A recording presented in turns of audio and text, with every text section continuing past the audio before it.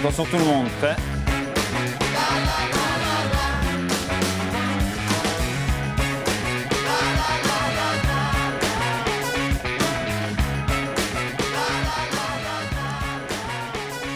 Bonsoir à toutes, bonsoir à tous, soyez les bienvenus dans Match après Match, le talk show 100% foot de Téléclub. C'est la dernière émission de cette année 2019, vous le savez.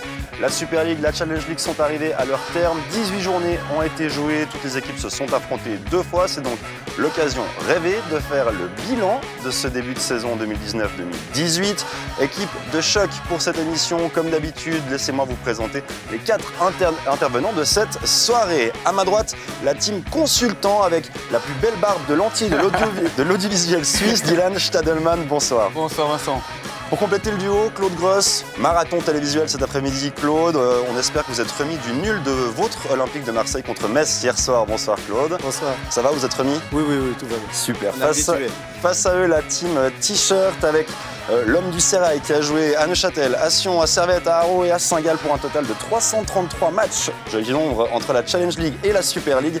Bonsoir Geoffrey Tréant. Bonsoir Vincent. Et pour la rédaction, notre commentateur quasi vedette, en tout cas en devenir, Grégoire Picot. Bonsoir. Bonsoir tout le monde. N'oubliez pas que vous pouvez réagir sur les réseaux sociaux, #TCMAM sur Twitter ou sur notre Facebook Téléclub Sport Romandie. On ouvre cette émission avec le duel 100% roman de la journée qui s'est joué à Tourbillon, une partie entre Sion et Neuchâtel-Xamax qui s'est soldée sur un nul 1 partout. Mais on ne fera pas le débrief de cette partie, messieurs. On va profiter de la fin de ce deuxième tour pour faire le bilan de la saison des Valaisans. Jusque-là, avec vous Grégoire, je vous propose de commencer. Donnez-nous votre avis sur ce FC Sion. Malheureusement, comme ces dernières saisons, c'est la déception qui prédomine. Chaque avant-saison, on espère que le FC Sion va réaliser de bonnes performances. Et encore une fois, on est déçus. On a un des plus gros budgets de la Ligue. On a un Christian Constantin qui est là depuis plusieurs années, qui connaît le football. Et chaque année, on espère voir un club qui joue les premiers rôles. Et malheureusement, cette année, encore une fois, comme j'ai dit, c'est la déception. Beaucoup de joueurs irréguliers durant ce premier tour, cette première partie. Et puis, ça sera une saison, encore une fois, j'ai envie de dire difficile, même s'il y a la Coupe de Suisse. C'est toujours la même chose, quoi. Il n'y a aucune stabilité. Je ne sais pas si c'est Christian Constantin qui met trop de pression sur les joueurs. Mais pour moi, il y a zéro stabilité dans ce club, surtout qu'ils ont vraiment l'effectif pour bien faire comme chaque année. Mais au final, ils se foutent dedans à chaque fois. J'arrive pas à comprendre comment ça se fait que le président il met autant de pression sur les joueurs. Je ne sais pas si c'est le président, tu parles de l'effectif, tout le monde parle de la qualité de l'effectif de session. Je demande encore à voir. Bien sûr qu'il y a 2-3 joueurs phares ou du moins supérieurs à cette équipe, mais je ne suis pas sûr que cette équipe elle soit largement au-dessus des autres équipes de Super League. Comme je dis souvent, l'équipe, j'ai l'impression qu'elle n'a pas été structurée à la base. Les joueurs sont obligés d'aller un petit à tous les postes. On parle d'Abdelawi qui peut jouer à gauche. Si Masser n'est pas là, il part à droite. S'il manque un central, il joue dans l'axe. Si c'est la même chose, il joue 6, il joue défenseur central. Donc il y a un brassage régulier. Fakinetti joue mieux, Legnani recule. La fois d'après, il joue centre avant. Donc voilà, c'est que ça n'a pas été construit. Et si c'est construit, vous avez votre équipe, votre 11 de base. Vous avez les remplaçants au même poste, et puis de temps en temps, s'il faut bricoler, vous bricolez, mais c'est une fois de temps à autre. Ouais, là, c'est en permanence. À chaque fois qu'il manque un joueur, il y a un suspendu, un blessé, vous devez tout brasser parce qu'il n'y a pas le joueur poste pour poste qui peut prendre la place. Ouais, il ne faut pas me dire que Saint-Gall, il faut dire que Saint-Gall, ils ont un meilleur effectif que Sion. Non, par contre, Sion, Claude, il l'a dit, il n'y a pas cette philosophie de jeu, peut-être, où on construit un contingent, on va chercher des joueurs clés à tel poste. Et aujourd'hui, ça manque. Et je pense que c'est dommage, parce qu'on perd des années, on perd des saisons du côté du FC Sion, où on pourrait faire tellement mieux. Ce qui est surprenant, c'est que pourtant, il y a eu une très bonne série en début de saison qui aurait pu permettre de prendre confiance. Et ils n'ont pas capitalisé là-dessus. Alors il y avait une manière de jouer qui était hyper défensive. Enfin, je veux dire, il n'y avait pas beaucoup de jeu. Il y avait des valeurs combatives, etc. Mais moi, je suis surpris de les voir aujourd'hui. Déjà, de ne plus voir Stéphane Anchaud coach. Je suis très surpris de ça. Et ensuite, de les voir 7e, moi, je suis surpris. Parce que dans cette Super League-là, oui... comment dire, ils sont pas forcément au-dessus, mais il y a de la place. C'est ouvert. En fait. Il y a de la place et c'est ouvert. Et après leur début de saison, il y aurait sûrement pu mieux faire. Mais j'allais vous poser la question, mais c'était une erreur de laisser Stéphane Henchoz partir, parce que dans les termes, il a démissionné, mais c'est une erreur de jugement, ça? Moi, je pense que le mal était peut-être un peu plus profond. Après, on ne peut pas lancer la pierre non plus tout sur Stéphane Henchoz. Peut-être que lui, il a aussi sa part de responsabilité dans ce qui s'est passé au niveau du FC Sion. Mais j'aimerais quand même revenir en début de pré-saison où les matchs amicaux du FC Sion étaient déjà très, très mauvais.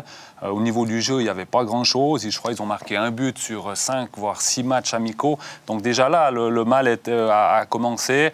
Après, Stéphane Henchoz, je pense, c'est un excellent entraîneur, c'est un motivateur, il aime le travail.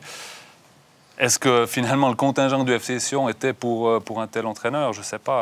Mais comment on peut faire des résultats s'il change chaque fois d'entraîneur? Un entraîneur, il va chaque fois avec son idée de jeu, sa tactique. Et si on va chaque fois avec un autre entraîneur, pour les joueurs, c'est pas possible. Mais c'est ce qui fait la force des joueurs à Sion, c'est qu'ils savent qu'ils peuvent jouer là-dessus, que si ça se passe mal, que l'entraîneur va partir et que certains joueurs qui ne jouent pas vont pouvoir réintégrer le 11 de base. Et finalement, c'est un peu le serpent qui se mord la queue. C'est exactement ça. Début de saison était poussif. Il y a eu les points, mais je me rappelle d'un match à Lugano, ils l'ont gagné. Ça tient plus que du miracle que du jeu. Mais les points permettaient à Stéphane Henchoz de pouvoir travailler et de mettre en place quelque chose. Parce que les points, ça fait surtout à Sion que vous pouvez continuer à travailler.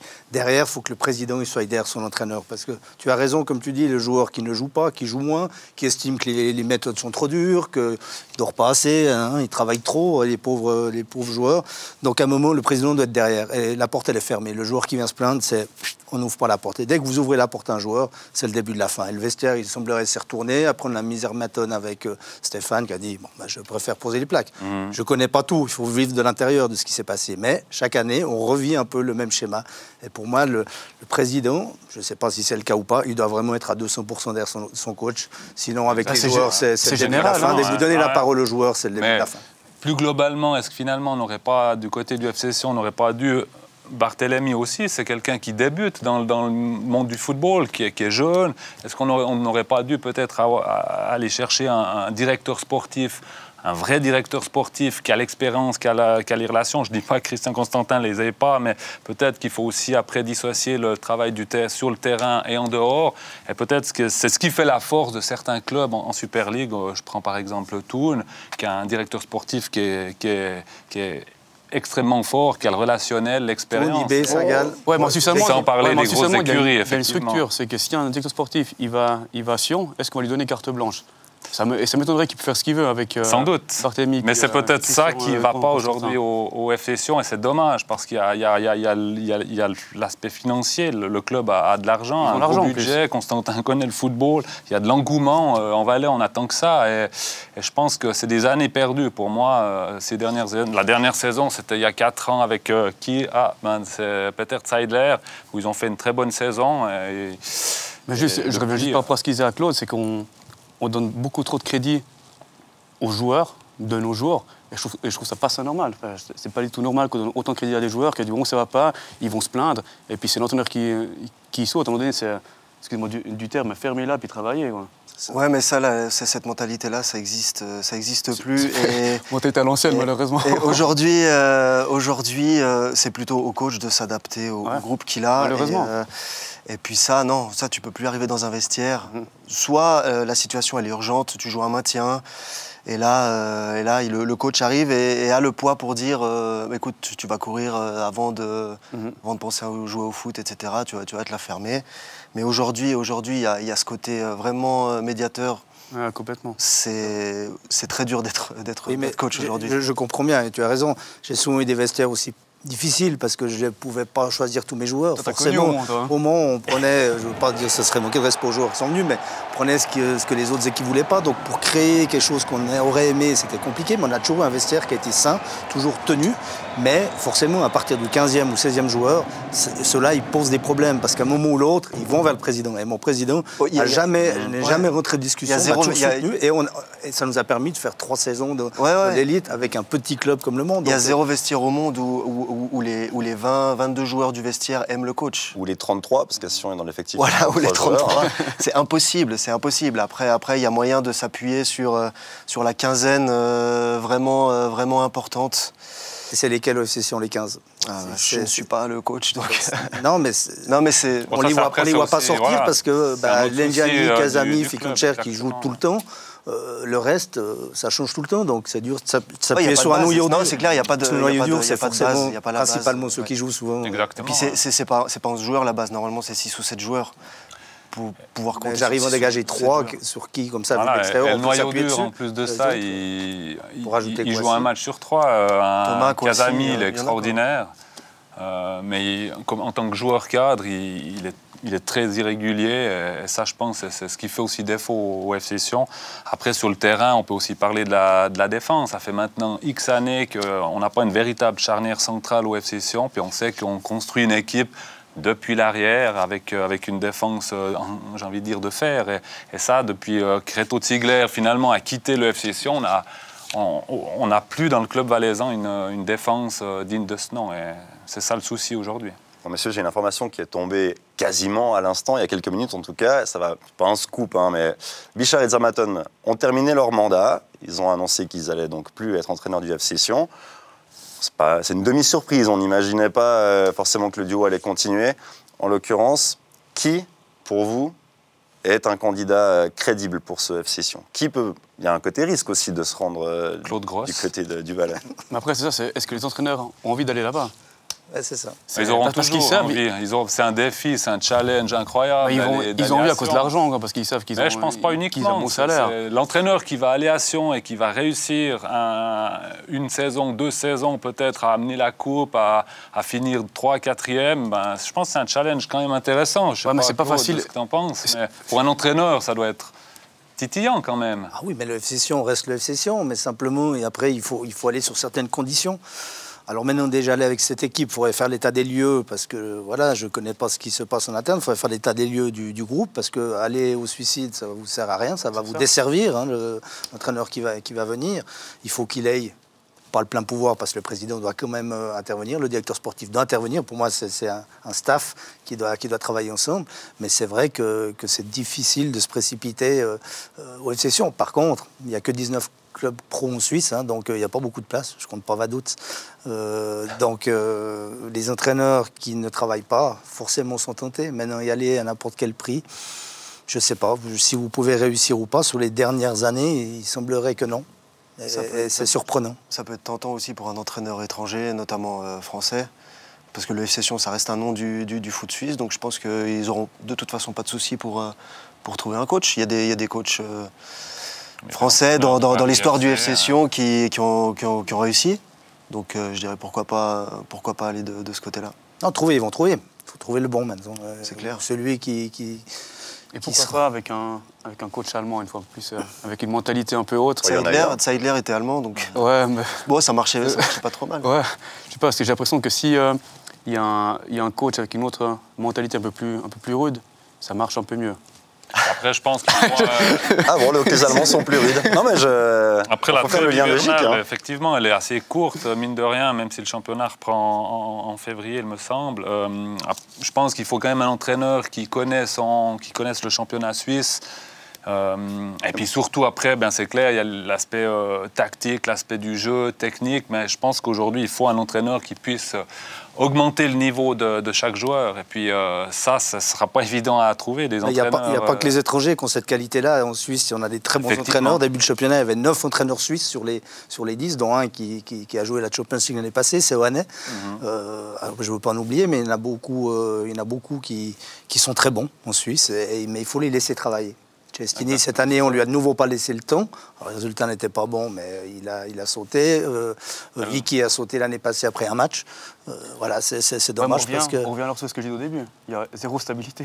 Ah bah si, avec Seoane, je pense que ça se passe bien. Avec Schneider, ça se passait bien. Avec Sion, par rapport à Sion. On ne laisse pas le temps de travailler et d'imposer sa propre idée, en fait. J'arrive pas à comprendre comment on ne peut pas laisser travailler un entraîneur. Bon, messieurs. On a demandé évidemment à certains acteurs du football et de cette Super League de nous faire le bilan de cette demi-saison. C'était le cas pour Christian Minguely et c'est Barthélemy Constantin qui répondait au sujet du FC Sion. Écoutez. Moi, j'avais signé pour qu'on soit au moins 8e. Ça aide pour beaucoup de choses. Aussi pour le moral, les supporters, aussi pour les finances, ça change beaucoup. Et puis, on sent quand même toujours d'être entre la 9e et la 10e place. C'est difficile moralement pour tout le monde.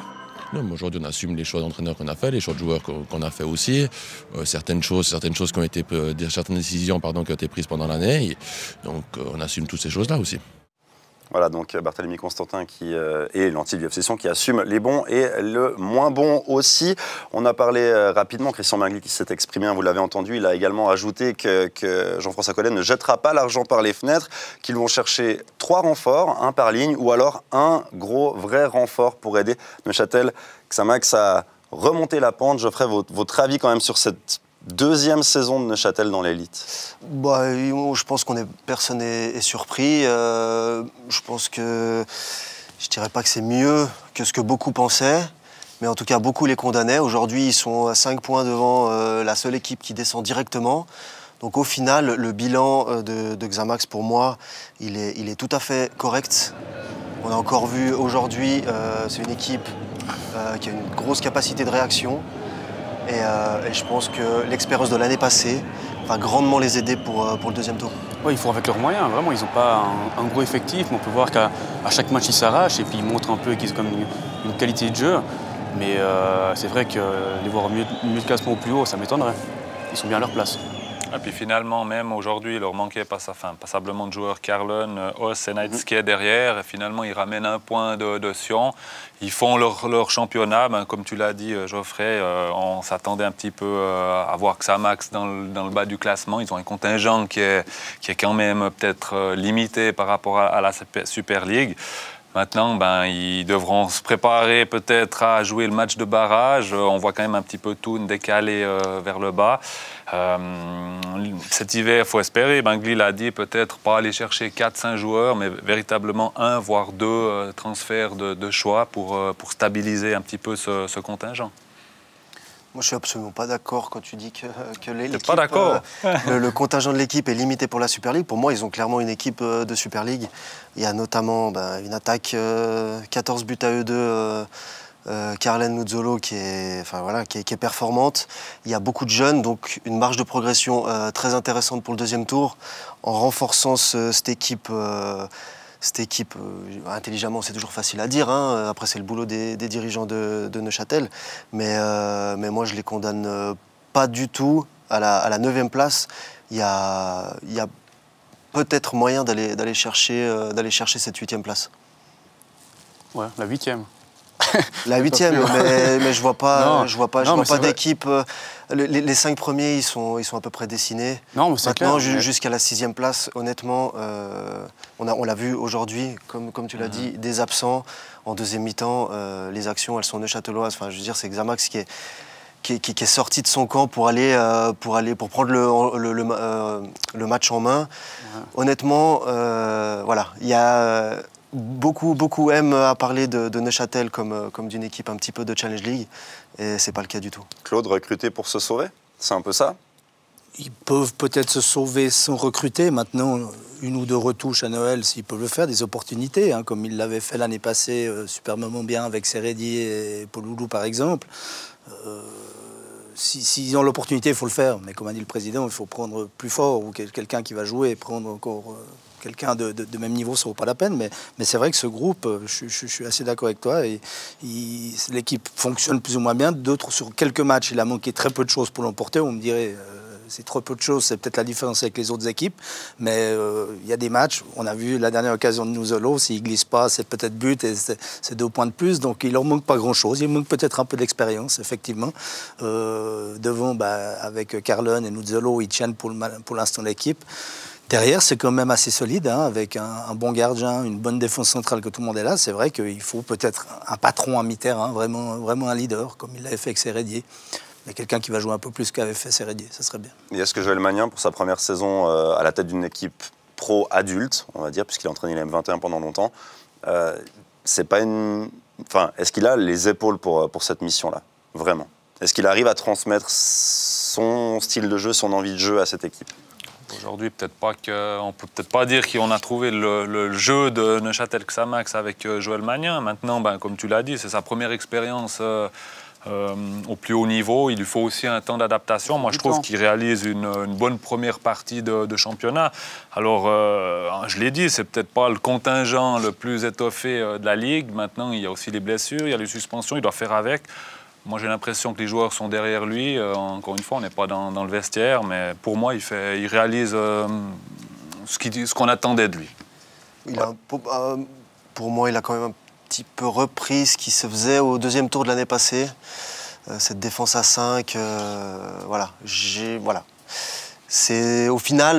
L'envie de voir autre chose quand même. Au final, j'aurais peut-être aimé voir un petit peu plus la patte Joël Magnin. Voilà, un petit peu plus, voir autre chose que ce qu'on a vu l'année passée. Plus de risques offensifs. Non, moi qui étais donc joueur dans cette équipe l'année passée, c'est vrai que passablement de fois, j'ai eu l'impression de voir un petit peu ce qu'on faisait avec Stéphane Anchaud au deuxième tour l'année passée. Et c'est vrai que l'effectif a beaucoup changé et qu'il y a beaucoup de jeunes joueurs, etc. Donc encore une fois, une grosse marque de progression. Et ça doit peut-être lui laisser un petit peu la latitude de modeler un petit peu son équipe à son image, et j'ai pas encore vu ça. Quoi. C'est peut-être une preuve d'intelligence de ne pas tout changer ce qui avait fonctionné, bien que ce ne soit plus les mêmes joueurs, qu'il y a eu quelques changements, mais de se baser sur ce qui a fonctionné pour petit à petit amener quelque chose en plus. Parce qu'arriver à tout chambouler et vous planter, alors là, vous êtes sûr que... Non, mais ça c'est sûr. Il avait peut-être quelques certitudes qui étaient les mêmes que Stéphane Anchaud, du moins les mêmes joueurs. Il a amené un petit plus offensif, à mon avis, tout en perdant un demi quand même. Il y a Carlen qui a eu du temps de jeu puis qui marque les buts d'Ademi. Donc honnêtement, pour moi, il y a pas. Oui, alors c'est clair que voilà, arriver tout chambouler, ça va pas non plus, je pense. Mais de la première à la 18e journée, on a eu l'impression quand même que il y a eu un petit mieux à la fin des 9 premiers matchs, avec notamment le match à Servette, la victoire à Lugano, etc. Et c'est vrai que sur cette fin de premier tour, il y a plus, enfin la progression elle a plus été constante, quoi. C'est un petit peu ça qui me dérange par rapport au coach. Après, c'est vrai que peut-être que ça, Max, on arrive à la fin de la première partie. Ils ont eu aussi les matchs de barrage l'année passée, très peu de temps de pause durant cet été, donc le contingent est aussi un petit peu fatigué, je pense. Ben voilà, messieurs, on a parlé du 9e rang. On va passer à l'équipe qui est derrière Neuchâtel Xamax, à savoir le FC Thun, qui est dans une situation encore plus délicate, voire même véritablement délicate, avec 9 points en 18 journées, c'est-à-dire un demi-point par journée.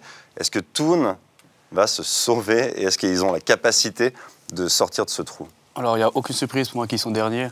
Pour moi, ils n'ont pas du tout une équipe de Super League. Il y a certains joueurs qui sont à Thun, notamment par exemple un Stillart qui joue à Ville, pour moi qui n'a pas du tout les qualités de Super League. Il y a un autre joueur qui est aussi Simone Rapp, par exemple, avec qui joue à Volan. Pour moi, ils n'ont pas du tout les qualités de Super League. Certes, ce n'est pas des mauvais joueurs, mais pour moi, c'est des seconds couteaux de Super League. Et là, actuellement, Thun se repose sur des joueurs comme ça, et c'est juste pas possible. Bon, c'est un petit peu la politique du club ces dernières années, d'essayer d'aller chercher quelques joueurs en Challenge League ou même en dessous. Et puis ces dernières années, ça a payé. Et cette année, pour la première fois, on a envie de dire que le club manque d'attaquants. On a Spielmann, Sorgic qui sont partis. Puis je pense qu'aujourd'hui, ça fait vraiment défaut au niveau du club de Lobenland Berlin. Mais c'est vrai que ça sera difficile cette saison. L'homme responsable de cette politique de recrutement, c'est Andrés Gerber. Il était à notre micro hier soir. Il était là, entre autres, pour parler du coach Marc Schneider. On l'écoute. Il faut faire quelque chose parce que ça n'allait vraiment pas comme on espérait au début de la saison. C'est pour ça qu'on va faire quelque chose, mais je ne peux pas dire maintenant concrètement ce qu'on va faire. Est-ce que vous pensez à un changement d'entraîneur ? Non, on ne pense pas à ça. Bien sûr, on sait qu'il y a beaucoup de gens qui se demandent si ça va se passer ou pas, mais oui, il va être à Thun en janvier. Voilà, Marc Schneider qui sera à Thun en janvier, Andrés Gerber le dit. C'est simplement parce qu'ils n'ont pas envie ou pas les moyens de changer d'entraîneur. Pourquoi continuer avec Marc Schneider alors qu'on sait qu'en Suisse, en général, quand les résultats ne suivent pas, et là on peut dire qu'ils ne suivent pas, en général c'est l'entraîneur qu'on change pour un choc psychologique. La vérité d'aujourd'hui n'est pas forcément celle de demain. Donc ce que dit Andrés Gerber aujourd'hui, peut-être qu'il y aura un changement de coach, je pense. Vous êtes tous d'accord avec ça? Ils vont changer d'entraîneur? Je pense que c'est pas la bonne chose de changer l'entraîneur. Après faire des transferts, je pense pas qu'ils ont les moyens, ils ont un budget Eh bien si justement, parce qu'il y a des investisseurs chinois qui sont arrivés. Alors c'est les anciens qui étaient à Nice qui sont venus investir du côté de Thun. Ils ont soi-disant 3 millions à investir. Est-ce que c'est sûr ou pas ça? Apparemment ça a été annoncé comme ça, désolé Dylan. Mais en l'occurrence, la vraie question c'est de savoir ce qu'ils vont faire de cet argent et surtout de ne pas en faire n'importe quoi. Non, effectivement. Bon, l'argent, on ne l'a pas vu sur les comptes, hein, mais... Ouais. Non, après, c'est toujours le problème des investisseurs étrangers qui arrivent. Mais ça sera dur pour tout, mais ça fait des années que c'est difficile. Ils se maintiennent, ils arrivent chaque fois cravachés jusqu'au bout. Ils ont produit du bon jeu ces dernières années. Effectivement, cette saison, c'est difficile. Est-ce qu'il faut changer d'entraîneur? Pour moi, pas. Si les joueurs sont toujours derrière, maintenant, on a la trêve hivernale qui peut permettre un peu de remettre en place les joueurs. Peut-être 1-2 arrivées grâce aux investisseurs chinois, pourquoi pas. Pas oublier qu'on a des Ediger qui vont revenir. Tozetti qui était blessé aussi souvent ce premier tour. Carlen également. Donc, mais ça sera difficile. Ils ont quand même passablement de points de retard sur Neuchâtel. J'espère vraiment que pour eux... Ces 3 millions, il va arriver sur le compte pour qu'ils fassent 1 ou 2 transferts, vraiment. Oui, mais est-ce qu'un, 2 transferts suffiront? Je crois que cette année, alors j'espère que Marc Schneider va rester à la tête de cette équipe, parce que je crois qu'il ne peut pas faire autre chose de ce qu'il a fait au premier tour. Vous pouvez mettre qui vous voulez. Le contingent est trop juste et c'est trop compliqué. Cette année, il n'y a que 9 points. Les autres années, il y avait quand même quelques points. L'année par-ci, par-là. L'année dernière, ils étaient 3e. Oui, alors, à ce moment-là de la saison. L'année passée, c'était une année exceptionnelle. Donc tout d'un coup, l'entraîneur ne sait plus travailler d'une année à l'autre. C'est toujours étonnant. Donc laissons Marc Schneider, essayons de trouver les solutions en interne. On sait que si tout coule, ça sera une catastrophe. Il risque de ne pas revenir ou même d'aller plus loin. C'est qu'économiquement, ça serait compliqué, malgré les investisseurs chinois. Mais je ne vois pas comment cette année, Thun pourrait s'en sortir. Mais ça pourrait faire le bonheur des clubs romains. Donc, non, mais honnêtement, le résultat aujourd'hui, il y a eu 18 matchs. Marc Schneider, ça fait quelques années maintenant qu'il est à la tête de l'équipe. Il a fait un travail extraordinaire parce qu'il n'a jamais eu beaucoup de moyens. Et comme tu le dis, l'année passée, ils étaient 3e à cette époque-là. 2e tour, c'était déjà beaucoup moins bien.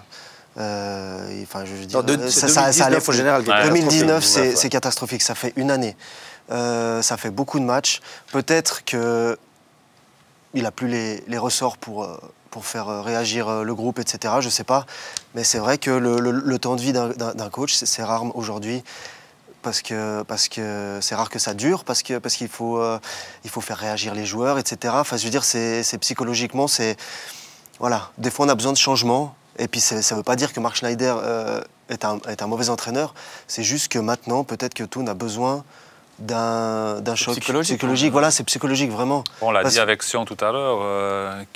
Après, il y a des joueurs, des entraîneurs suisses sur le marché, mais c'est... Thun, c'est peut-être plus agréable. C'est vrai, il y a peut-être plus de stabilité, comme tu disais, Dylan, pour Sion. C'est la structure suisse-allemande en général. Hein. Mais pas évident de trouver un entraîneur pour sauver cette équipe. C'est pas évident. Hein. Sur le marché, il n'y en a pas non plus 36 000. Donc... Changer d'entraîneur, oui, mais après, il faut que l'entraîneur qui arrive puisse apporter un plus.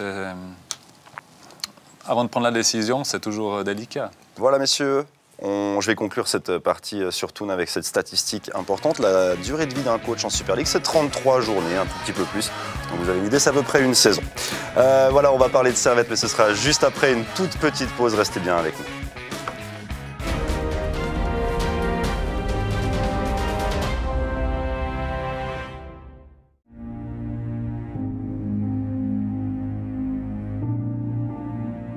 Une valeur sûre en attaque. Actuellement, le meilleur buteur de la Ligue. La frappe peut-être d'Nsame. Et bien voilà la frappe. Numéro 18. Taux de réussite maximal. Quelle magnifique exécution, Jean-Pierre Nsame. Esprit d'équipe. Oh là là. Ça a surpris tout le monde. Mais Jean-Pierre Nsame. 25 ans. Le numéro 1 à balle. Encore une parade de Jonas Somlin. Fait partie du cadre de l'équipe de Suisse. Oh la parade d'Omlin. Un gardien complet. Dur avec un ballon qui arrive au deuxième poteau pour Aratoré. Et quel sauvetage d'Omlin. Mais Omlin a dit non sur cette parade incroyable.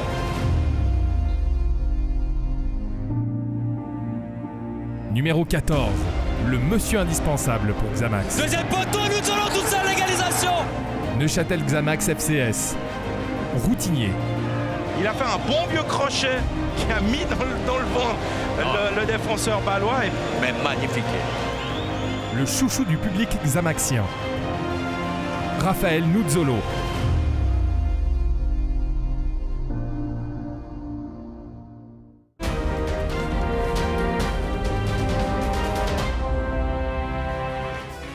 De retour dans Match après match, toujours avec nos consultants Dylan Stadelman et Claude Gross et Geoffrey Tréant, Grégoire Picot. Merci d'être là, messieurs. Vous n'avez pas bougé, heureusement, parce que vous étiez parti pendant la pause, ça aurait été un peu gênant.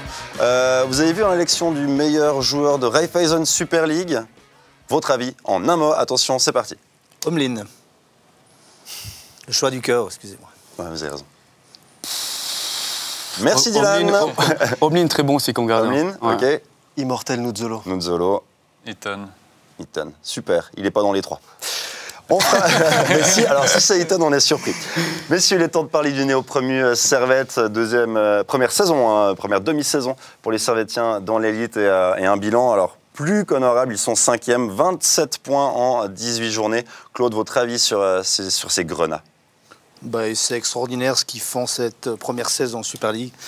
C'est dans la continuité de ce qu'ils ont fait en Challenge League. N'oublions pas que c'est le néo-promu parce que quand ils ont une période un petit peu plus difficile, ça attaquait un petit peu sur Genève, alors que je trouve qu'ils font de l'excellent boulot. Ils marquaient un petit peu moins, mais ils ont retrouvé le chemin des filets. Donc 5e, c'est extraordinaire.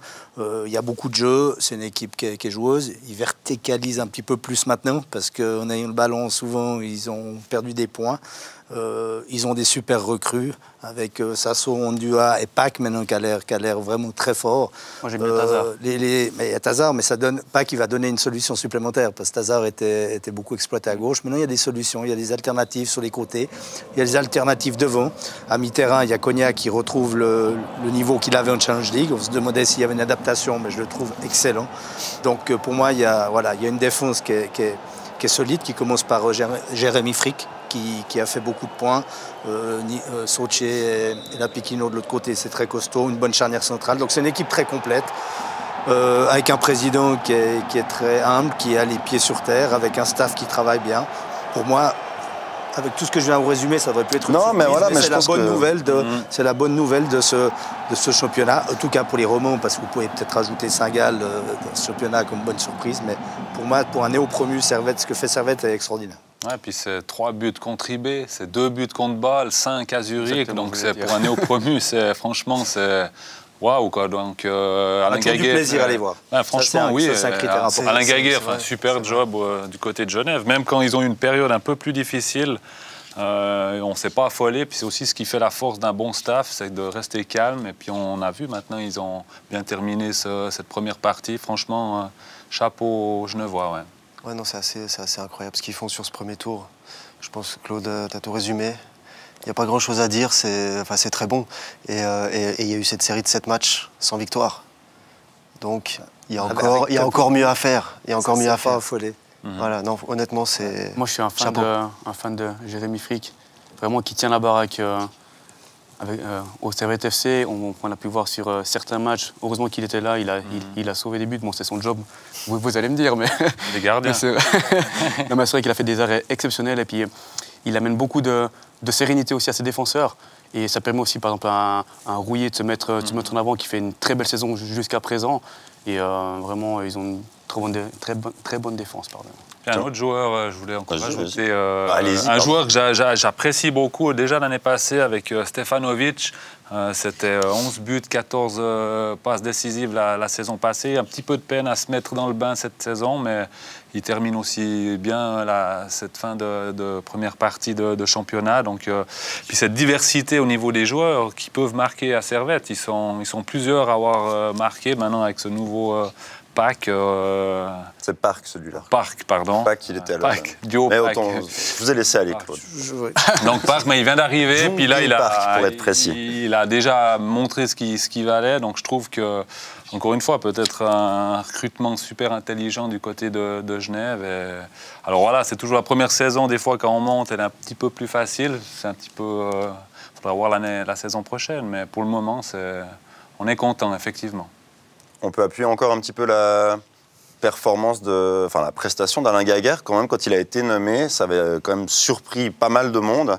Et au final, il réussit la promotion directe. Et puis là, il fait 2 premiers tours assez dingues, quoi. Honnêtement, ouais, c'est un sans faute, quoi. Je veux dire, c'est vrai que ça a surpris tout le monde. Ça faisait une dizaine d'années qu'il n'avait pas entraîné en Suisse.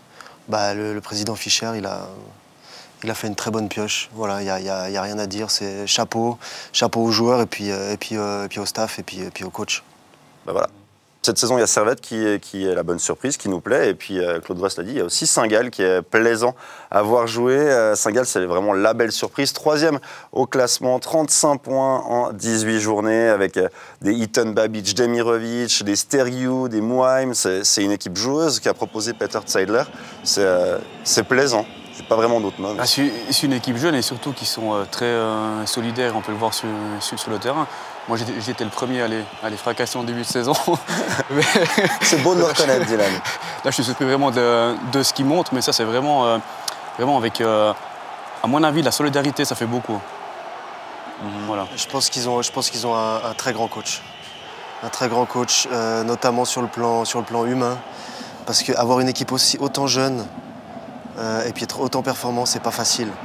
Et je crois qu'il fait vraiment les jeunes sont bons, hein, ça c'est pas un souci, hein. Mais lui, il fait un travail extraordinaire. Et on le sent dans la réaction des joueurs quand on les entend parler de leur entraîneur qui l'apprécient et qui sont derrière Peter Zeidler. Je pense que c'était le gros transfert du côté de Saint-Gall. Et puis au niveau philosophie aussi de transfert, on a parlé de Demirovic qui a déjà marqué 8 buts. Et Zeidler a été le chercher à Sochaux, j'ai envie de dire un 100 grades en 2e division. Et puis Demirovic qui n'a pas beaucoup marqué du côté de la France, mais il faisait partie de son plan de jeu à Zeidler. Et je trouve que c'est un petit peu l'image du FC Saint-Gall. Moi, je me réjouis de voir le 2e tour avec ces jeunes joueurs. Ils sont peut-être encore dans l'euphorie et suite à, on la connaît, cette pause hivernale qui est assez longue. Et c'est vrai que si tu n'as pas 2-3 piliers ou 3-4, je veux dire, dans une équipe avec un très jeune effectif, c'est compliqué de tenir sur toute la saison. Ils sont sur un rythme de 70 points à la saison, donc c'est vrai que ça va peut-être être dur. Mais même s'ils font un peu moins de points, je veux dire, le travail sera toujours extraordinaire. On me souffle une question dans l'oreille depuis la régie, mais j'allais vous la poser. La vraie question qu'on se pose sur Saint-Gall, c'est est-ce qu'ils auront la capacité de garder tous ces talents? Parce que finalement, ça va attiser les convoitises. Des joueurs comme ça, jeunes, qui marquent des buts, qui sont performants. Est-ce que Saint-Gall a les moyens de garder ces joueurs, tant sur le plan financier que sur l'attrait? Parce que finalement, ils jouent la 3e place. Sur ce mercato d'hiver? Ouais. Je pense pas qu'ils vont partir, à mon avis, les jeunes. Le président Huppy l'a dit, que normalement, ces joueurs-là devraient rester du côté de Saint-Gall, en tous les cas, durant le mercato hivernal, même si une grosse offre intéressante au niveau financier arrivait sur la table. Mais je pense qu'il y a un projet là à Saint-Gall, il faut essayer de garder ces joueurs. Il faut surtout que les jeunes comprennent qu'ils sont dans le club idéal, avec l'entraîneur idéal pour progresser. Parce qu'on parle d'Emirovic, Quintia, Eaton. Alors, Eaton a une moindre mesure, mais Babic, ils sont les 4 dans les 7 meilleurs buteurs de la Ligue et tout. Mais pour Demirovic, ça fait que 6 mois qu'il est en Suisse. Il a encore, en guillemets, rien prouvé. Même qu'il fait ce qu'il fait, c'est très fort. Donc il faut que ces jeunes apprennent un peu la patience, qu'ils fassent déjà une saison complète, quitte à en faire une 2e, et après, s'ils continuent sur ces stats-là, ils pourront peut-être aller voir à l'étranger. Mais où, quel club grandir aussi bien que Saint-Gall? Je ne sais pas si je lis dans l'ordre la phrase. Non, on a où quel club grandir aussi bien que Saint-Gall. Non, c'est ça. Mais l'autre question... Vous la remettez un peu dans l'ordre. Il est fort, Vincent. Ça veut dire que le club idéal pour grandir, c'est Saint-Gall avec Peter Zeidler. Mais l'autre question qu'il faut se poser aujourd'hui, on parle des joueurs, c'est est-ce que Peter Zeidler, on va pouvoir le garder aussi longtemps du côté de Saint-Gall? Ça, c'est aussi un élément... Va-t-il aller à Sion? Pourquoi pas? Il a dit qu'il se sentait bien en Valais. Non, mais peut-être aujourd'hui à Bâle, ça fonctionne avec Marcel Koller, à IB aussi, mais on parle déjà de Zeidler dans un club suisse-allemand, un autre club suisse-allemand peut-être dans un proche avenir. Donc, après, c'est le monde du foot, ça bouge, c'est tout le temps en mouvement, il y a des performances bonnes, moins bonnes. C'est comme ça, il ne faut pas être surpris de voir du changement un peu partout. C'est le monde, du sport collectif. Et il vient de la Bundesliga. L'offre et la demande, et puis voilà. Honnêtement, je ne serais pas du tout choqué s'il y avait un peu de changement par-ci par-là, si Zeidler, son travail était récompensé en allant dans un club avec un plus gros budget, etc. Honnêtement, ce serait mérité, puis c'est le monde du foot. Oui, mais pour lui, je suis complètement d'accord, et il le mérite. Pour les jeunes, là, qu'ils soient un peu patients. Non, tout à fait. Oh, non, c'est clair. De toute façon, c'est encore suicidaire s'ils partent, pour moi. Ah non, mais le pillage, ce sera sûrement plus cet été que cet hiver. Il y a un peu de ça. Bon, vous avez parlé de performances bonnes, moins bonnes, ça me permet de glisser vers le FC Zurich, qui est un peu l'équipe pile ou face de cette saison, avec Ludovic Magnin qui peut aller battre Saint-Gall hier au Kibun Park 2-1 et juste après avoir pris une gifle 5-0 contre Servette à la maison. Zurich, c'est l'équipe un peu surprise à chaque match. Il y a un peu de ça, Grégoire. Chaque week-end, on ne sait pas trop quoi s'attendre du FC Zurich et de Ludovic Magnin, mais finalement, c'est vrai que moi, je trouve qu'ils ont aussi un bon contingent. On a vu du très mauvais, notamment, je les avais vus à Sion, où ils avaient été franchement pas exceptionnels, comme du très bon hier soir à Saint-Gall. Zurich est à 8 points de IB. Alors, je ne dis pas que Zurich va pouvoir chercher le titre, mais ils feront partie du, j'ai envie de dire, de squatuor de tête à la reprise. Et je suis aussi content pour Ludovic Magnin, qui a été aussi décrié. Mais encore une fois, c'est un entraîneur qui était en ballottage défavorable pendant une certaine période, depuis le début de cet été, et qui est toujours en place et qui... Il a été soutenu par M. Canepa. Voilà, et qui fait du bon boulot. Donc, c'est important. Exactement. Donc, et aujourd'hui, ils sont 4e, donc les chiffres, voilà. On peut dire ce qu'on veut, ils sont 4e. Avant de perdre contre Servette, ils avaient fait 5 matchs, 15 points. Donc ça, on a tendance à l'oublier aussi. Pour moi, c'est vraiment l'équipe surprise, parce que Saint-Gall et Servette, ils montrent sur le terrain qu'ils méritent d'être là. Zurich, absolument pas. Que ce soit allez au fond de votre pensée. Que ce soit contre Servette, où ils en ont pris 5, le match d'avant à Neuchâtel, où ils gagnent 1-0, mais en étant très très limite. Et plus, voilà, pour pas dire catastrophique. Je le dis. Honnêtement, pour moi, c'est la plus grosse surprise. Et je pense qu'ils n'auront rien à voir avec la course au titre et que Servette terminera devant eux. Parce que honnêtement, ça me plaît pas. Vous n'aimez pas plus que ça? Pas du tout. Ça sent un peu. Pas du tout. Non, mais ça, les matchs du côté du Leipzig. Donc j'allais vous poser la question, est-ce que Zurich peut viser plus haut? Je connais la réponse de Geoffrey. Est-ce que vous pensez qu'ils peuvent aller attaquer le top 3? Maintenant qu'ils ont battu Saint-Gall, c'est qu'ils sont capables, non? Non, je pense pas. Je suis complètement d'accord que Servette va finir devant Zurich. Du moins, je l'espère. Mais c'est vrai que Zurich, aujourd'hui, ils sont là, ils ont 30 points. Ils les ont fait, malgré, ils sont partis avec 5 matchs 1 point ou 5 matchs 2 points. C'était eux aussi, c'est comme toute l'année 2019, parce qu'ils ont fait deuxième partie de championnat l'année passée catastrophique. Et vraiment, Ludovic Magnin, il a été en sursis longtemps, et il a eu, heureusement que le président lui a fait confiance, parce qu'à un moment, c'était la pire équipe de 2019. Donc on lui a laissé le temps. Ça paye au niveau des résultats. Au niveau du jeu, je suis d'accord que c'est pas toujours incroyable. Du moins, quand ils perdent, c'est spectaculaire, parce qu'il y a toujours, au moins, il y a des buts. Ah ouais, les 4-0, les spectateurs, quand ils perdent, c'est 4 ou 5. Donc pour nous, on a du spectacle. Mais c'est vrai que voilà, c'est une équipe qui se cherche encore, mais qui a fait les points. Bon, vous nous parlez de Ludovic Magnin, on a tendu notre micro pour savoir ce qu'il pensait de cette demi-saison de son FC Zurich. On a un peu loupé notre départ. Mais depuis le mois d'octobre, on a perdu une fois. L'équipe a trouvé ses marques, l'équipe a trouvé notre style de jeu. Et on va attaquer le deuxième tour de la même manière, avec une jeune équipe qui a envie de se battre, qui a les dents très longues, et puis qui est capable de battre tout le monde, mais aussi de perdre contre tout le monde. Il est parfaitement lucide, Ludovic Magnin, capable de battre tout le monde et de perdre contre tout le monde. Ça, c'était pour le FCZ. On va passer maintenant au tout haut classement, à savoir Young Boys, qui est donc premier avec 38 points. Une saison un peu plus difficile que la précédente, où ils avaient volé sur le championnat l'année passée, et là, il y a 2 ans, ils avaient également fait le titre. C'est un virage plus difficilement maîtrisé pour IB cet été. Vous êtes d'accord avec moi? Complètement. En même temps, quand on a une défense centrale comme ça, c'est un miracle qui finisse actuellement premier. Je sais pas, quand on a des Ezekiel ou Burki en défense centrale, ok, c'est peut-être des bons jeunes, mais on peut pas se permettre de les faire jouer chaque match. Pour moi, ils n'ont pas le niveau encore en Super League pour jouer régulièrement. Et en plus de ça, ils jouent en championnat d'Europe. C'est juste, pour moi, c'est impensable. Burki, je le connais bien, j'ai joué avec lui à Volaine. Pour moi, il ne peut pas jouer titulaire chaque match comme ça. Alors certes, s'il y a un blessé, s'il y a un suspendu ou autre qui fasse, entre guillemets, le remplaçant, pour moi, il n'y a aucun problème. Mais qui joue quasiment tous les matchs Oui, il joue un petit peu par défaut, serait-ce par les blessures que connaît IB depuis le début de la saison, passablement de transferts cet été. Et puis après, il ne faut pas non plus parler que du côté de IB, mais on a un FC Bâle qui revient au top. Donc oui, c'est une année un peu plus difficile. Puis on sait aussi pour les clubs suisses, quand on joue la Coupe d'Europe, c'est toujours aussi plus difficile de revenir dans les matchs du championnat le week-end. On peut voir l'erreur de Burki sur Non, on vient de la voir, oui, on l'a vu face à Glasgow, on vient de la voir. Oui. On l'a vu. Non, mais les dirigeants, c'est un problème qui était connu. Ils se sont séparés volontairement parce qu'il y avait des affaires à faire avec Babou, avec Benito, avec So, avec Sanogo. Il y a eu la retraite de Van Bergen.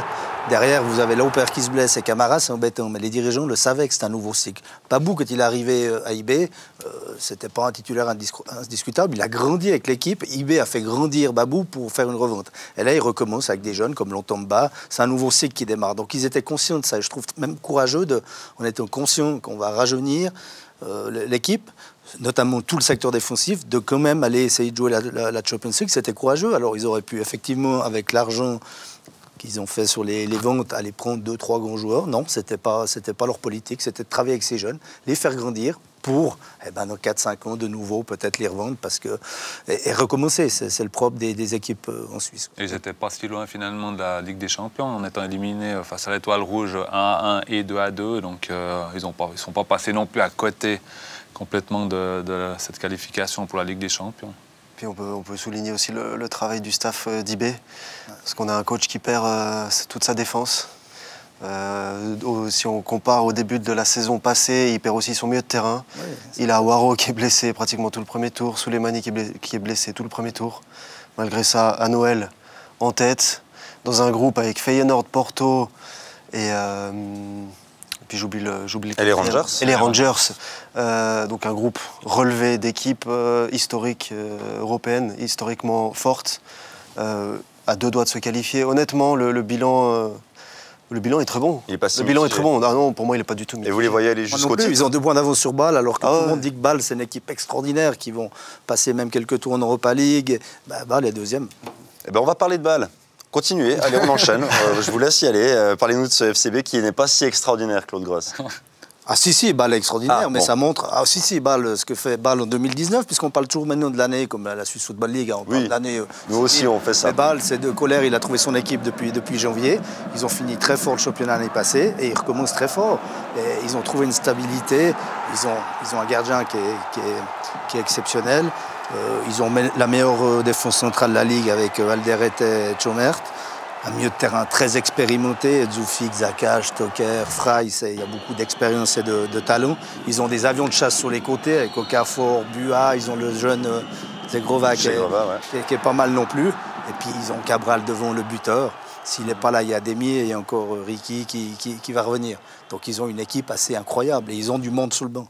Et malgré tout ça, IB est encore devant pour revenir sur IB, qui ne fait pas un si mauvais championnat. Donc non, cette équipe de Bâle est très forte. Elle revient, ça redevient le grand FC Bâle, mais qui est capable d'aller perdre aujourd'hui à Lucerne. Donc voilà, c'était après un match européen, il faut toujours prendre... J'aimerais rajouter avec un seul regret du côté de Bâle. C'est dommage de ne pas avoir eu un FC Bâle comme il est actuellement en début de saison. Je pense qu'ils éliminaient, ils passaient le club autrichien de Lask, il me semble, et ils se seraient qualifiés pour la Ligue des Champions. Puis on sait comme c'est important pour les clubs suisses de se qualifier dans ces phases ces phases de Ligue des Champions. Donc c'est un des regrets, je dirais, de cette première partie. Si Bâle avait pu être optimal dès le départ, je pense qu'il serait en Ligue des Champions. Mais effectivement, il réalise de nouveau de belles performances, on a des bons jeux. C'est ce qui va rendre ce championnat enfin très intéressant. Vous parlez d'Europa League, vous les voyez aller un peu plus loin? Geoffrey, maintenant qu'on a ce tirage. Tout dépend aussi le tirage. Hein. Je veux dire, ils sont aussi tributaires de ça. Mais bien sûr qu'il y a moyen de passer quelques, je m'emballe un petit peu. Non, mais quelques, moi je suis d'accord. Mais un ou 2 tours, en tout cas, oui, c'est sûr. Hein, ils ont une bonne équipe dans le championnat suisse. Il va y avoir un match avec IB. Et puis ça va être super à vivre, à suivre. Parce que par rapport à l'année passée, où c'est vrai que IB a été champion, je sais pas, 8-7 journées avant la fin, voilà. Au moins, il y aura match. Il y aura match, très bien. Un tirage au sort qui aura lieu demain. que vous pourrez suivre. À midi, c'est la Champions League. À 13h, c'est l'Europa League pour ce qui est du sort du FC Bâle. Je vous donne quand même les candidats du chapeau, du chapeau 2, où sera l'adversaire du FC Bâle, soit la Poel Nicosie, Copenhague, Retafe, le Sporting, Cluj, Francfort, les Rangers, Ludogorets, Wolfsburg ou la Roma. Voici pour les adversaires possibles pour cette équipe de Bâle. On va voir ce que ça va donner. Ce sera donc dès 13h sur Téléclub Zoom à suivre avec nous. Messieurs, en bilan, en conclusion de cette émission, je vais vous demander de nous donner, pas de nous donner à nous, parce que ça c'est pas très sympa, mais un carton rouge et un carton rose. Donc vous avez la chose qui vous a le plus déplu dans cette demi-saison 2019-2020, la chose qui vous a le plus plu. On commence avec vous, Dylan. Quelle est la chose votre carton rouge, votre carton rose? Carton rouge, je vais revenir sur ce que j'ai dit auparavant. C'est la charnière centrale de Young Boys, celle qui joue actuellement avec Céciger et Burgi. Moi, qui ne sont pas du tout à niveau. Certes, ils sont jeunes, il faut le laisser le temps, mais quand on est une équipe comme Young Boys, je pense qu'ils ont les moyens d'investir un peu plus à ce poste-là lorsqu'on a des absents. Est-ce que j'enchaîne Est-ce que j'enchaîne avec le carton rose? Oui, la note plus sucrée, allez-y. Ouais. Alors, moi, c'est vraiment le Lausanne Sport. Je suis vraiment un fan du Lausanne cette année, qui sont vraiment en place, que Contini a pu placer son idée dès le début. On peut avoir une équipe aussi très solidaire et qui joue vraiment l'un pour l'autre. On voit notamment avec Zekiri et Turquès, on a souvent cette impression-là lorsque deux attaquants sont en concurrence, ils bouffent un peu les buts, et là on voit vraiment qu'ils jouent chaque fois l'un pour l'autre. Et ça fait vraiment plaisir à voir, surtout dans ce foot actuel. On voit beaucoup d'égoïstes sur le terrain. Vous pouvez réagir, hein, messieurs, allez-y. Non, mais je prolonge ce que dit Dylan. C'est vrai que Lausanne présente un beau football. Ils ont deux attaquants, j'ai envie de dire trois, avec Endoy, qui seront franchement redoutables. Ce sera intéressant de les voir en Super League, si Super League il y a. Mais c'est vrai que Zekiri et Turquès, je disais, c'est plus de la moitié des buts du Lausanne Sport. Au milieu de terrain, on a Kukuruzovic, qui est aussi un joueur d'expérience. Non, belle équipe, ce Lausanne Sport. Et puis quelque chose qui doit faire plaisir à Claude Gross, c'est la confiance qui a été laissée à Contini, parce que c'est vrai qu'il a été vraiment décrié, beaucoup de monde demandait son départ, et les dirigeants sont restés droit dans leurs bottes, et ils ont laissé la place à Contini. Voilà. Ça paye. Non, mais j'ai répondu à votre place. Bon. Claude, à vous, votre carton rouge, votre carton rose, allons-y. Carton rouge, je dirais un carton grenat pour Servette, pour toutes les raisons qu'on a évoquées avant, parce que c'est un néo-promu qui me plaît bien, je ne vais pas revenir là-dessus, c'est 1000 fois mérité.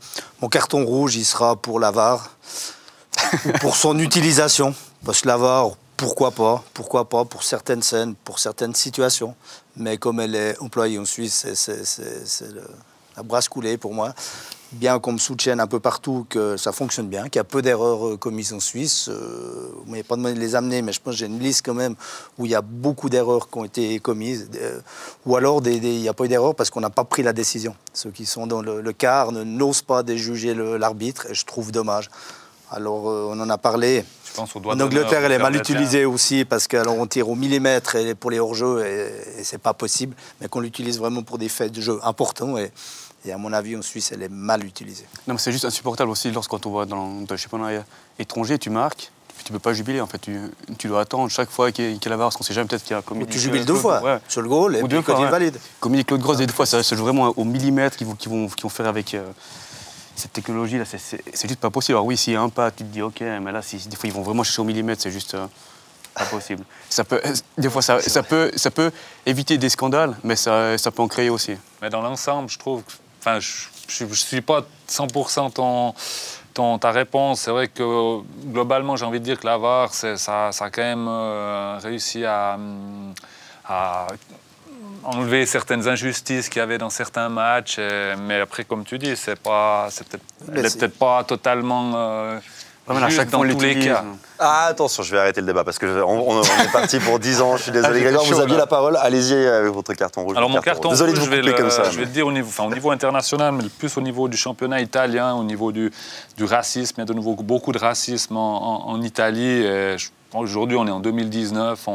Alors, je sais qu'en Italie, les groupes ultras sont pas simplement de pouvoir, sont même très politisés. Mais je crois qu'à un moment donné, que ce soit la Ligue, les clubs, le gouvernement, on a même vu un média continuer sur ce trend-là avant le match de l'Inter face à la Roma. Et je pense qu'aujourd'hui, il faut que ça cesse. L'Italie doit faire quelque chose parce que ça ne peut pas continuer comme ça. Et le rose ?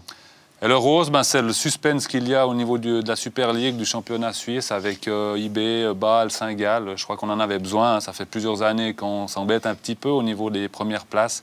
Et on ne peut que s'en réjouir de cette situation-là. Et Geoffrey, à vous. Je commence par... Commencez par le rose. Le rose, alors, il y a Servette aussi comme Claude, mais je vais choisir aussi le duo Carlin-Nozzolo, qui 7 buts pour les deux, et ça va être vital pour le deuxième tour de Neuchâtel-Xamax. Et donc votre carton rouge? Le carton rouge, il est pour le fait que Wüthrich soit écarté au 1er janvier de l'équipe première, des entraînements de l'équipe première. Ils ont fait la même chose avec Steven Lang, si jamais. Ils ont fait la même chose avec Steven Lang. Et ils les dégagent. Et ça, c'est quelque chose... Bon, je vais élargir aussi à Steven. C'est des gens qui ont été hyper corrects envers le club. Je veux dire, ils n'ont jamais créé de problème. Que Servette ne compte pas sur eux au-delà de juin 2020. C'est comme ça dans le foot. On ne peut pas toujours être d'accord sur tout.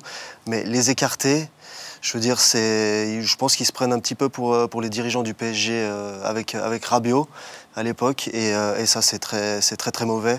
Et en premier lieu pour l'image du club. Mais c'est dur, hein. Et puis pour les joueurs, je veux dire, c'est pas correct, c'est pas respectueux du tout. Voilà, c'est pas des petits cons, je m'excuse du terme, mais c'est pas des petits cons qu'on foutu le bordel. Voilà, donc ça, c'est vraiment une chose que j'ai détesté apprendre. Je peux juste rebondir 2 secondes. C'est surtout, en fait, c'est que quand on a un joueur comme Steven Lang qui a 10 ans de Super League, si on sait qu'il est en fin de contrat en 2020, utilise-le jusqu'au bout, profite de ses qualités. Puis en fin de saison, je dis merci beaucoup pour tout ce que tu as fait, au revoir, et puis c'est réglé. La même chose avec Wüthrich, mais tu ne les écartes pas. Déjà dès le 1er janvier, surtout que Wüthrich, c'est également un très bon joueur qui amène beaucoup à l'équipe. Et comme il dit Geoffrey, c'est pas des petits saloches, si je peux me permettre, ils ont toujours été corrects envers le club. Et je ne comprends pas pourquoi on les écarte déjà maintenant. Et performant en début de saison, en tout cas, Wüthrich il a été sur le long terme. Exactement. Ouais. Voilà, messieurs, donc pour l'ombre au tableau Grenat, on arrive au terme de cette émission. Il y aurait encore beaucoup à dire, évidemment, mais le moment est venu pour moi de vous remercier. Merci Dylan Stadelman et Claude Gross. On vous retrouve sur Téléclub, tout comme Grégoire Picot. Merci à Geoffrey Tréant. Bonne fin de saison à vous. Et puis, comme le veut la coutume, bien, je suis dans l'obligation de vous souhaiter de très belles fins d'année, mais je le fais avec grand plaisir. La Super League, la Challenge League reviennent fin janvier, 26 janvier, tout comme match après match. C'est l'heure de la pause. Pour nous aussi, merci de votre fidélité. On se réjouit de tous ces grands matchs à venir et de toutes ces belles émissions qu'on va essayer de produire. Prenez soin de vous. Bye bye.